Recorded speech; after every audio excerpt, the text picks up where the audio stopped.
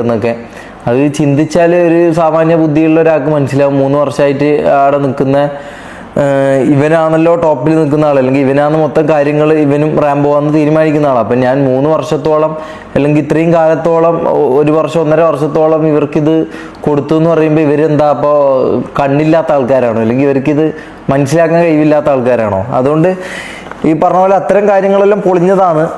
ഇതെല്ലാം ആരാ കൊടുക്കുന്നതെന്നും ആരാ ഇതാക്കുന്നതെന്നുള്ള കാര്യങ്ങളിൽ ഞാൻ തുറന്നു പറഞ്ഞതാണ്. അതെല്ലാം എല്ലാവർക്കും മനസ്സിലായ കാര്യങ്ങളുമാണ്. അപ്പോൾ ഞാൻ വിഷയത്തിലേക്ക് വരാം. അപ്പോൾ ഡ്രഗ് റിസൾട്ട് കിട്ടിയിട്ടുണ്ട്. ഈ പറഞ്ഞ പോലെ ഡ്രഗ് റിസൾട്ട് കിട്ടി.